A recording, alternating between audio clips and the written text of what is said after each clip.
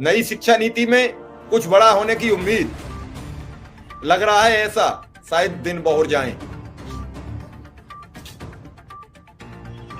जी sir, आपका बहुत बहुत आभार और आदरणीय अश्वनी सर को भी कोटि कोटि प्रणाम।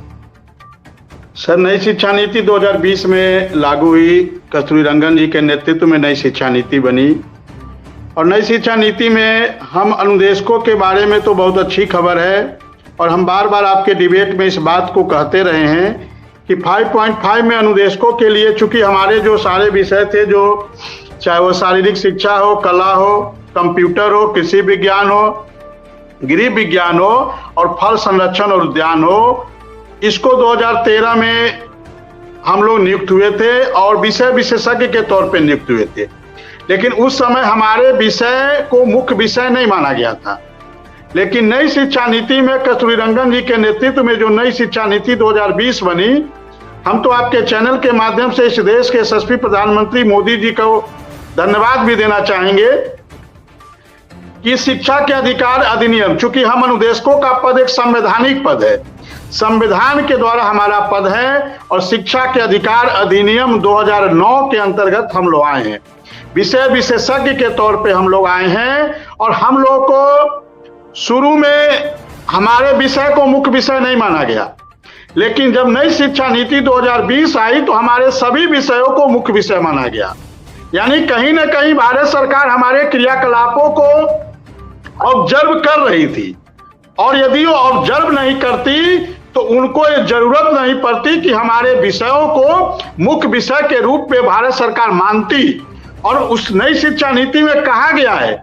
कि हमारे विषय मुख्य विषय है और इनके अस्थायी अध्यापक रखे जाने चाहिए। 5.5 जब नई शिक्षा नीति 5.5 अब पढ़ेंगे तो उसमें ये बात स्पष्ट तौर पे लिखा है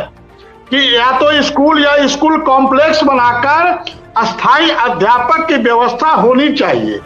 तो हम तो जब से नई शिक्षा नीति आई है तब से इसका हम लोगों ने स्वागत किया। अभी 12 जनवरी को युवा दिवस के दिन, स्वामी विवेकानंद जी के जन्मदिन के दिन दिल्ली में हम लोग प्रधानमंत्री जी के चौखट पे पीएमओ कार्यालय में अपनी अर्जी लेकर गए थे और हमें बड़ी खुशी मिली कि कल माननीय प्रधानमंत्री जी के पीएमओ कार्यालय के द्वारा उत्तर प्रदेश के मुख्यमंत्री कार्यालय को जो लेटर हम लोग 12 जनवरी को देकर पीएमओ कार्यालय में आए थे और माननीय प्रधानमंत्री जी से हम लोगों ने मिलने के लिए भी अपना आवेदन दिया है, उसी दिन दिया था कि माननीय प्रधानमंत्री जी से हम लोग की एक मुलाकात कराई जाए प्रतिनिधिमंडल की। तो कल बड़ी अच्छी बात आई कि कल माननीय प्रधानमंत्री जी के कार्यालय से हमारा जो मांग पत्र है, हमारा जो ज्ञापन है, हमारा जो डिमांड लेटर है, वो कल माननीय मुख्यमंत्री उत्तर प्रदेश योगी आदित्यनाथ जी के कार्यालय को प्राप्त हुआ। कल हमको इसकी सूचना प्राप्त हुई। तो यदि माननीय प्रधानमंत्री जी 12 को ही हम लोगों ने शिक्षा मंत्री जी कह दिया, शिक्षा मंत्री जी से मुलाकात नहीं हो पाई, लेकिन 3 सचिव स्तर के अधिकारी से हम लोग की वार्ता हुई।